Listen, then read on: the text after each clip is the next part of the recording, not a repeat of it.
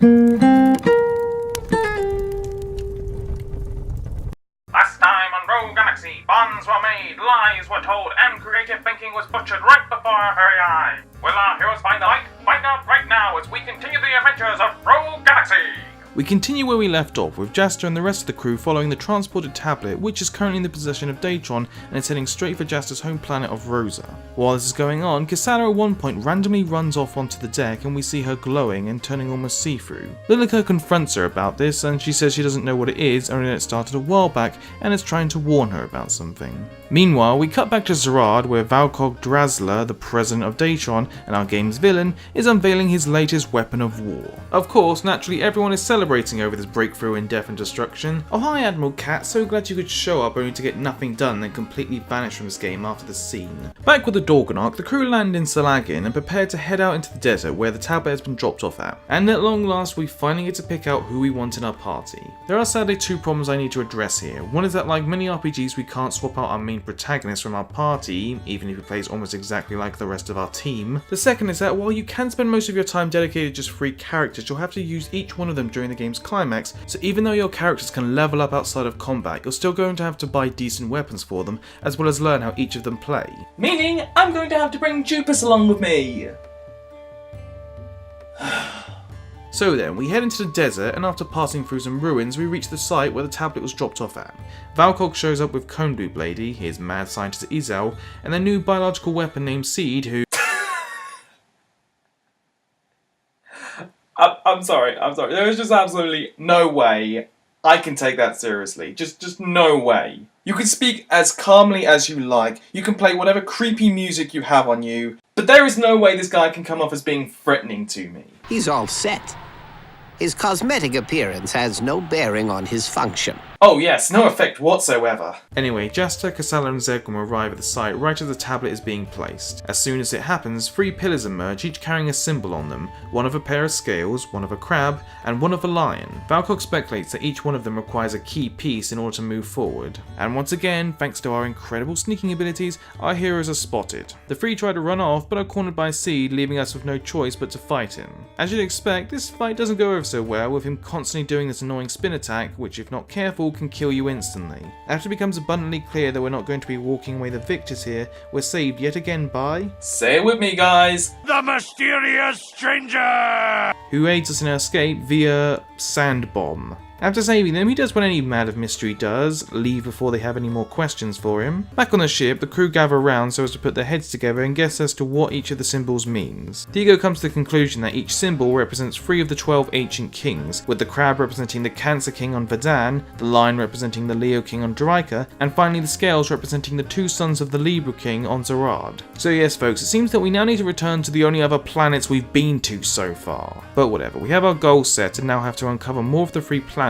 so that we can recover whatever will help us in triggering the tablet. For the sake of this video, I'll just go from easiest to hardest while first stop being back on Verdan. The Cancer King was apparently buried in the underground waterways under Verdan, so the gang head to the lower levels, only to run into a squad of soldiers. Oh, who knows, maybe these are the non-arsehole-ish soldiers. That's it, I'm taking you in for questioning. Screw it, let's just kill them. Before more soldiers can show up, they're saved by a kid who leads them down into him and his friend's hideout located in the waterways. The kid's name is Harry, and he asks that we help him find his friend Bogar, who headed deeper into the waterways so as to stop the machines sent down by Datron to find the Cancer King's crypt. Also, to really complicate matters, it turns out that Bogar is actually a beast, though a lot more intelligent than his more animal-minded brethren. So he's Forks from Fallout 3? Does that mean Bogar also likes to stand in the middle of doorways? While descending down towards the crypt, we run into Seed, who feels that we should continue where we left off at. He actually turns out to be a lot easier this time, and I probably could have walked away the victor had he not been pushed off the side. Also, can I take the time to talk about something? You know what hasn't been a challenge for me in a while now? Buying stuff.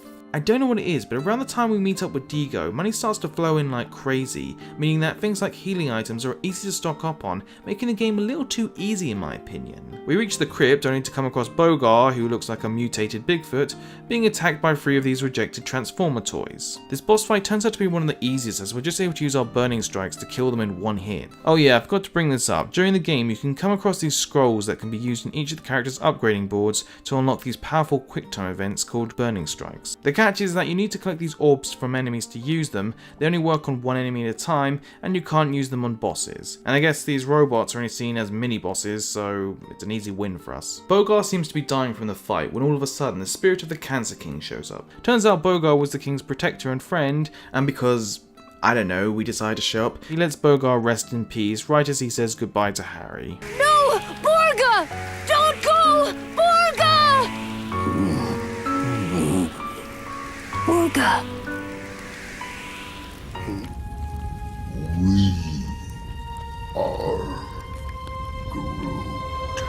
And while the Cancer King's here, he gives us the crab key piece just for the hell of it. Our next stop has us back on Dryka, where after travelling through some ruins, we come across a hidden temple. As we enter, we find Burton yet again ogling over the temple. Out of nowhere, an evil witch shows up, who I have to say does look pretty damn creepy, though that could just be due to my high phobia for snakes. The witch assumes we're here to steal her treasure, and of course Burton, who is supposed to be our ally I think, has no problem of throwing us under the bus to save his own skin. After fighting off our rockmen, we head deeper into the temple, coming across Seed losing against the witch, as well as, oh for goodness sake.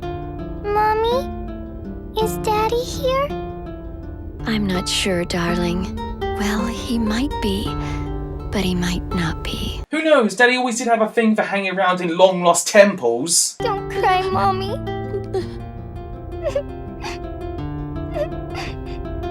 Jesus Christ, Rogues Galaxy, lighten up a little bit. It's like you've inserted scenes from Sophie's Choice into a Star Wars movie. The gang reach the Leo King's crypt, but also end up coming across Burton, who has been frozen in place. There's clearly nothing we can do for him. Who's up for drinks? Well, before we can act on those instincts, the witch shows up again, this time to actually fight us herself. This fight did prove to be a bit of a roadblock for a while, with her attacks constantly leaving negative status effects on us. In the end, we managed to wound her enough to where her powers are depleted, restoring motion to Burton. Despite her weakened state, the witch continued to demand that we leave her and the Leo King alone, and that she won't give him up. As she limps towards the crypt, she reverts to a much younger form. We find out in a flashback to 1,000 years ago that the kingdom was at war and that the Leo King was but an infant at the time. The witch, who was in fact the king's mother, sacrificed herself to the underworld or something so as to grant her the power to protect her son from any would-be intruders. As the witch looks at her infant son still sleeping within the crypt, she's stabbed in the back by Seed, who seems to appear out of nowhere, only to teleport away because the Leo King finally awakens and forms the line key piece when Jaster touches him.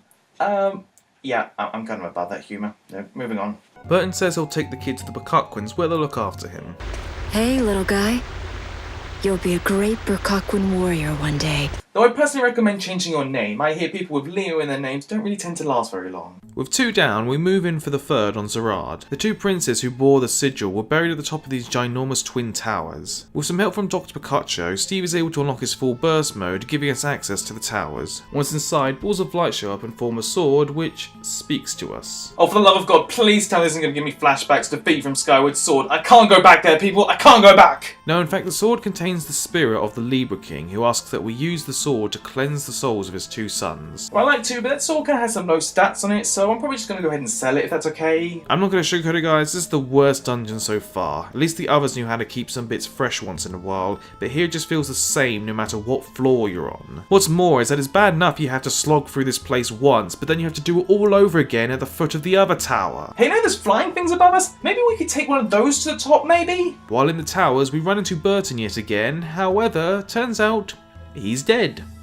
Yeah, apparently he got killed by a beast and, well, here he is. Okay, moving on. We cross swords yet again with Seed, and like the last time, despite the fact I seem to be doing pretty well, our fight is cut short at the arrival of the mysterious... Okay, fine, joke's on, I'm dead, moving on. They duke it out for a few seconds before Seed retreats again, followed by the Desert Claw retreating yet again. As we reach the top of both towers, we encounter the spirit of each brother. Both are hard pressed to believe that they are dead and simply believe that we are working for the other sibling. After a fight with 2 sets of giant floating armour, they both admit to their shame and reconnect, leading to the appearance of the scale key piece. Oh yeah, and Burton gets brought back to life because I can only assume even the dead didn't want him around. Some of you may be wondering as to whether there are any alternate paths that we can take in this game, seeing as how this is an RPG. Well, after Jaster and the lot get their hands on at least one of the key pieces, they get word that the ocean planet of Lycia is now open to travel to. I should make fun of the fact that we should be focusing on getting to Eden, but then again, Mass Effect had us running small errands while humans were being abducted and killed, so, The plot to the side quest is simply going from one side of the map to the other so as to help these two, named Fritz and Jaz, save their friend Nina and retrieve their village's gem. I'll say this, the world doesn't exactly blow your mind with its imagination, but hey, at least it's something new to do. I also feel I have to give them credit for this one small time villain we end up fighting named Golba, just for how the show don't tell mentality is put to good use here. In just one scene, we find that Golba is Ezel's brother and that Ezel is in some way responsible for the way that his brother looks due to some sort of accident. Despite the fact that Golba has been tasked by his brother to retrieve the village's gem, a scientist asks Ezel why they want the gem when they really don't have any use for it, with Ezel simply replying, "Just let it be," indicating that he's given his brother this task so that Golba can feel useful and that maybe his guilt might be eased in some way. Damn, that was pretty unexpected. I don't suppose we get anything more like— God damn it! We get the level wrapped up in a rather quick and clumsily paced climax in which we find out that Nina was responsible for the gem's disappearance out of revenge for her people's losses and is going to use the gem to help her people rise up once more. Because war never changes. So in order to dispose of us, Golba summons a giant enemy crab to kill us all. I feel as if there's something that's supposed to go with this. I don't know, maybe I'll come up with later. In the end, Nina switches sides and accidentally ends up killing Golba, and so we manage to defeat the crab and save the day, or so to speak. But hey, at least we get some new pirate duds, so worth it, I guess? But back to the main story. With the 3 key pieces in the crew's possession, they're all pretty happy with themselves. Until it turns out that Zegrom has decided to reveal his true allegiance and manages to make off with the key pieces, despite Jaster's attempt to stop him. The crew decide to ponder for a moment until they pick up on the obvious fact that Zegrom is headed back to Rosa. We cut to the tablet site where Zegrom meets up with Valkog and Ezel. Zegrom demands that if they want to see the key pieces, they have to show some form of proof that Datron has managed to bring his dead girlfriend Jane back to life. Unfortunately, Valkog has just been using the project to create more beasts so as to continue chaos around the galaxy and thus make more money off selling off weapons. Zegrom reveals that he's been aware ever since our encounter with Rosencaster back at the prison that Datron had switched their focus, and so he played along so as to get a chance to, and I quote, settle things himself. Okay, props for the deception, I'll give you that. There's just one small problem you may have overlooked. Oh yeah, they have someone who can very easily kick the crap out of you. Before the fight, however, Seed finally removes his mask and reveals that— what the fuck is this shit? This is what it's come to now. Evil doppelganger. Isn't there any other cliches you want to throw in while you're at it? Huh? The fight between the two goes as well as you'd expect, but luckily Jaster and Kassala show up in time. As the fight continues, the pillars rise again. Thinking fast, they drop the key pieces in their respective slots, turning the sky dark and causing the site to form a giant puzzle box. Seed steps forward and attempts to solve the puzzle. It turns out that Valkog's scientists managed to decode the tablet a while back,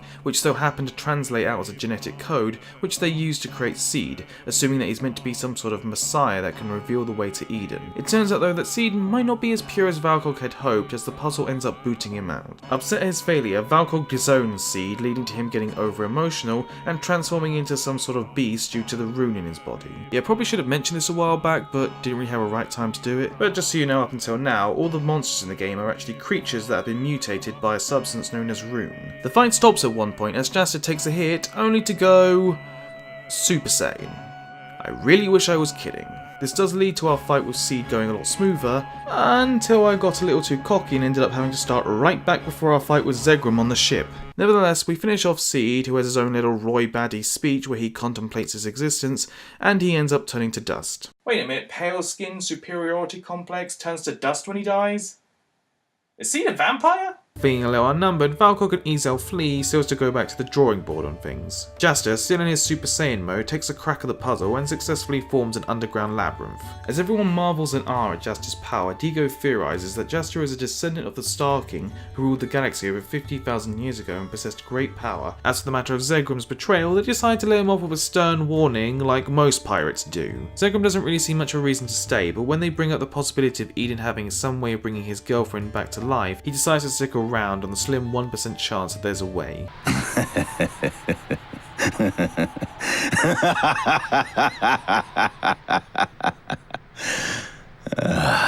Man, I guess I'll never learn. We head inside the labyrinth and guess who just happens to show up once again? Burton. So you know how I said the towers were the worst dungeon so far? Well, the labyrinth here is the epitome of madness, as every room feels like it's just been copy and pasted all throughout it, and it just never ends. About a third of the way, they come across an abandoned robot who bows to Kassala, only to then attack us. What do you guys expect when you refuse to bow back? How rude of you. After beating the robot, it opens up its chest and indicates that he needs something to be inserted. Phrasing. Boom!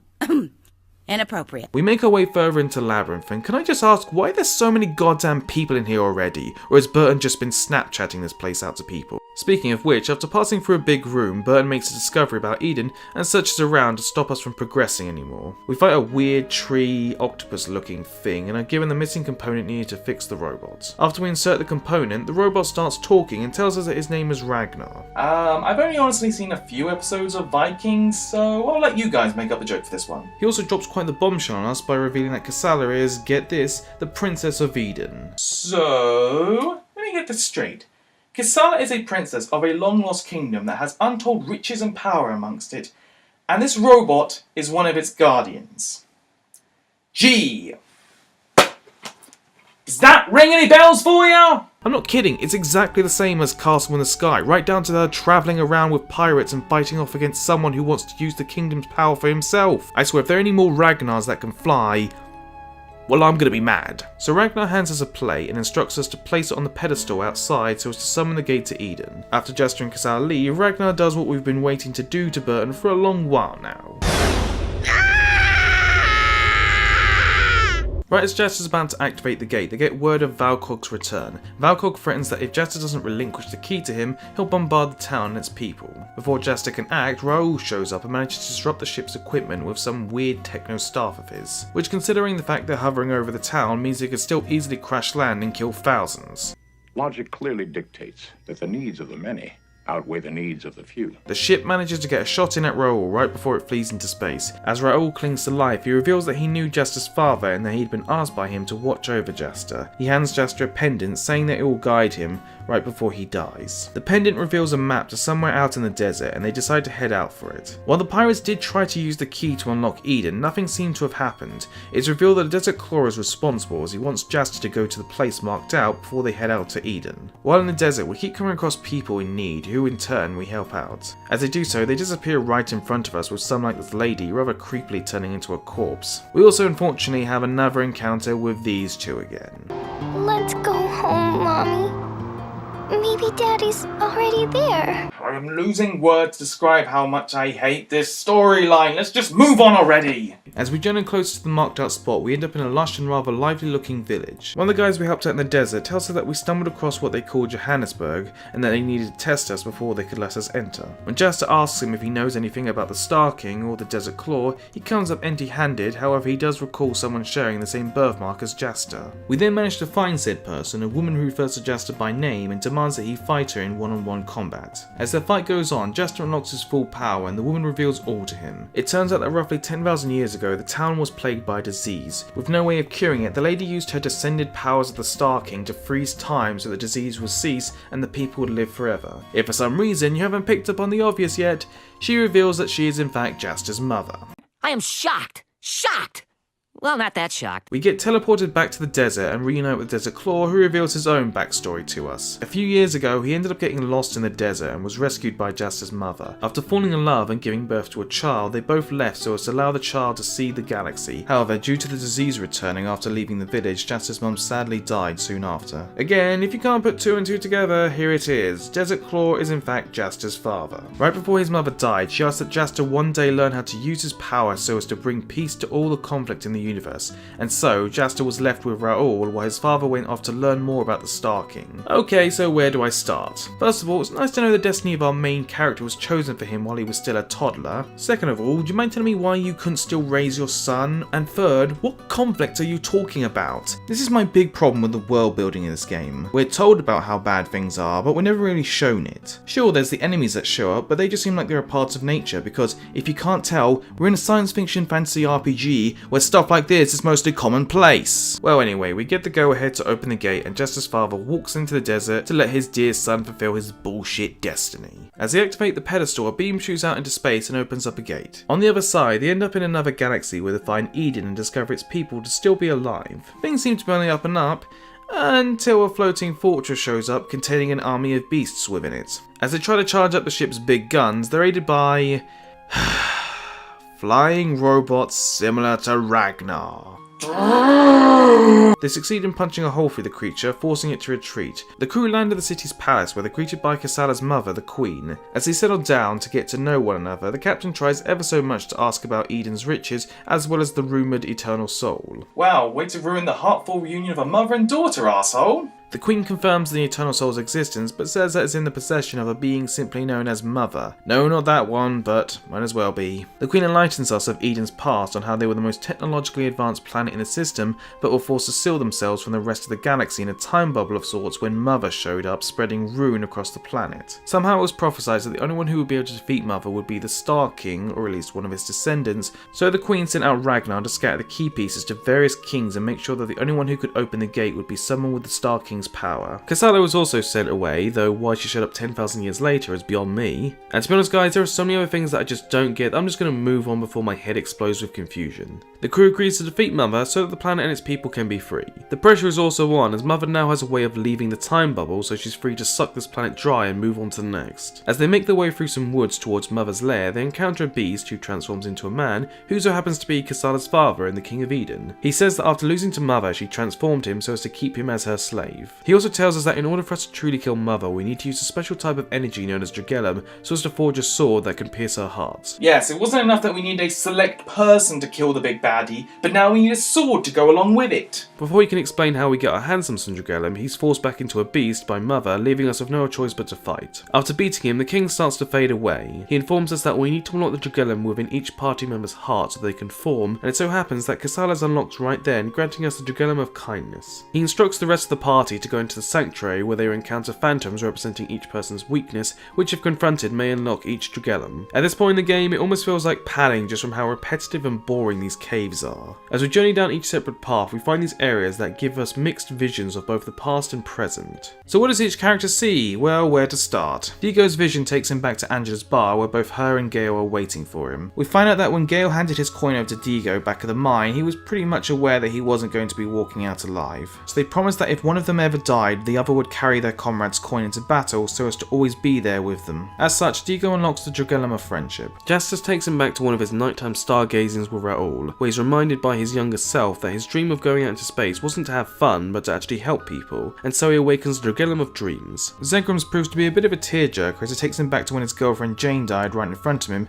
as she tried to save an old man from a beast. He's given one last chance to see her again, where he professes his love for her for the first and sadly last time. And so we unlock the Dragellum of Love. Lilica's vision isn't any more pleasant, taking her back to when her sister and mother were attacked by the false star god. She tearfully breaks down out of regret for not being brave enough to help them. However, her mother appears and reminds her of all the good deeds she's done thanks to her bravery, leading to the awakening of the Dragellum of Courage. Hope you like this view because trust me folks, it's all down here from here on out. Jupiter's vision takes him back to when his assistant Tony sabotaged his work, leading to Jupiter's firing him pretty harshly. Looking over his notes, he finds out that he had made a mistake with their power research, I really don't care what it's called, and how it could have led to many people getting hurt. Unbelieving that he would miss a mistake like this, Jupiter realizes that he put his pride over Tony's pleads. A vision of Tony shows up and pretty much says that his pride is all good, I guess, leading to us getting the Dragellum of Pride. Great, I feel like we learned so much about you, Jupiter, over our long adventure. Oh, but it's with Steve's Dragellum where things really start making me mad. In order to understand Steve's vision, I need to fill you in a bit on what's been going on over the fair course of the game. Since our first departure from Zerad, we've been observing calls between Dr. Picacho and an AI of sorts carrying his son Mark's memories,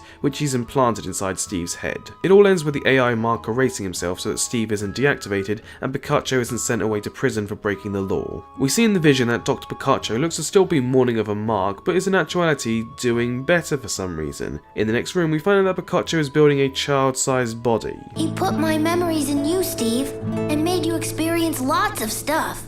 But not just because he misses me. He did it because he wanted to perfect his new robot, too. Whoa, wait a minute, what? You understand now? That's your new body, Steve. What? My new body?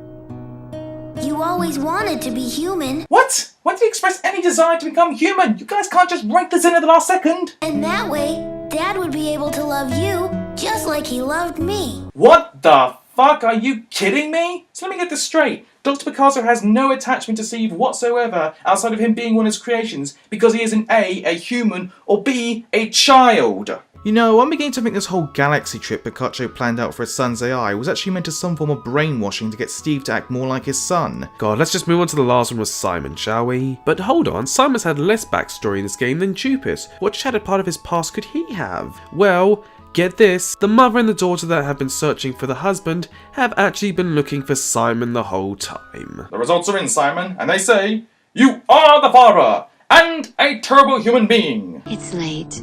Go to sleep, Chie. Aw, already? Now be good, or Daddy won't come home. Wow, that was obscenely cruel, Mummy. So then, it turns out that after the accident at the lab he worked at, Simon became disfigured and, apparently, lost a bit of his humanity as was shown many times throughout the game. But, get this, turns out the mother knew about his disfigurement the whole time, so that trying to cover up your shame was for nothing. And a gutless fool at that.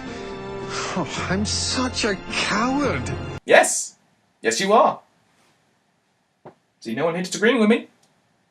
You are a terrible person. Case closed. And what's the ultimate bitch slap for this plotline? Well, how about Simon awakening the Jugellum of compassion? Excuse me. At one point while collecting Jugellums, Mother shows up to confront us, however we're saved by Ragnar and Burton, who seem to have worked things out, I guess. Wow, those must have been some convincing words from Ragnar right after... The Jugellums are fused together to forge our Master Sword so we can finally slay Mother. After slunging through more boringly designed caves, we make it to Mother's lair where it looks like they just copied her design from the Xenomorph Queen from Aliens. Of course, it wouldn't be a JRPG without the final boss becoming even more twisted as we move up the ladder. We also find out from the Star King possessing Jasta's body is that while Mother thinks she's controlling the rune, it's actually the other way around. We finally manage to take down Mother. However, we're reminded that she's not the only villain in this game, as Valkog reappears with Comboot Lady, Izao, and one of their warships. All that rune power, we could go on to create so many beasts. It would be a huge boost to Datron's profitability. Of course, because in the end, it always has to be money equals power, and power equals even more money. Isn't that the best kind of motivation for our villain you want? Isn't it?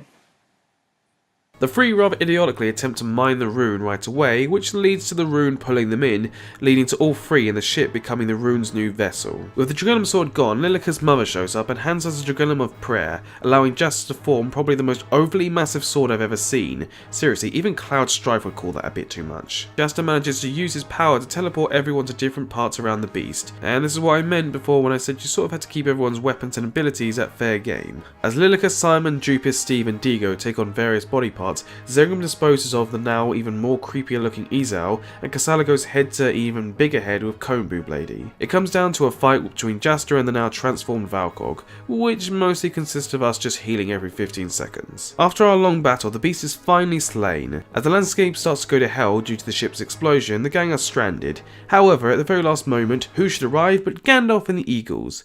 Now it's the Dorganark. Upon escaping with their lives intact, the rune starts to disappear and the skies return to normal. When asked about the treasure, Dorkankoa declines, saying that seeing Kassala smile is more than enough for him. Kassala sadly tells her mother that she can't stay on Eden, seeing as how the galaxy she's been in for most of her life is still 10,000 years ahead of Eden. After they make their way back through the portal, Eden reappears in the present day. They head down to see the planet and are welcomed with open arms.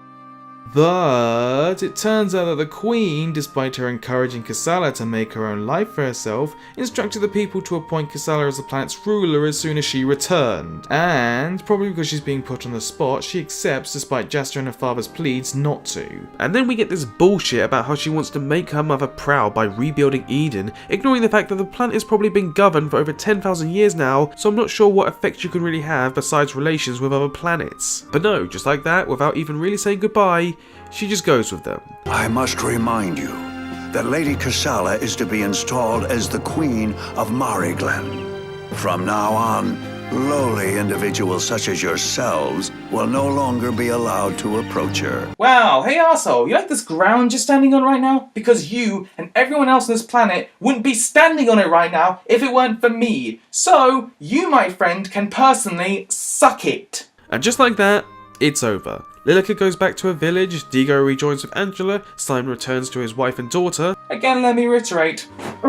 Steve is back with Dr. Picacho, who has not body swapped him yet, so maybe there's still hope. Jupus is working once again with Tony, and Zegram and Jastra are simply hanging around on the Dorganark. They even mention how Rosa is no longer under the control of the Longardian army, and how the galaxy is at peace now for some reason. So I guess that's one less miracle of Jastra's list then. Oh, but we do get one last bit where Dorgango suggests kidnapping Kassala so she can avoid her role as queen from now on. Well, so much for that long-standing galactic peace you guys were talking about. And so our game ends with Jastra narrating how they successfully made off with Kassala, and it became their last known heist. The end.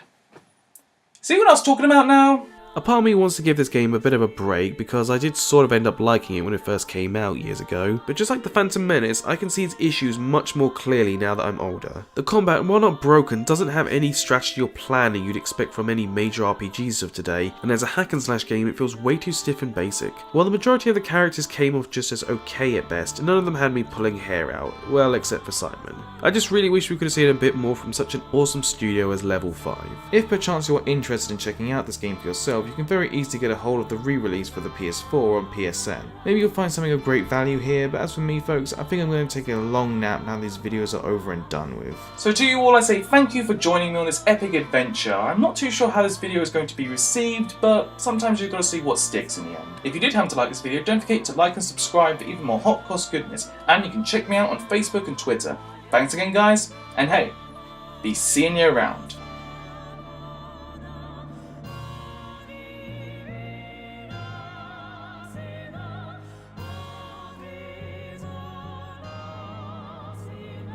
Oh wait, it just came to me. So here's this giant enemy crab.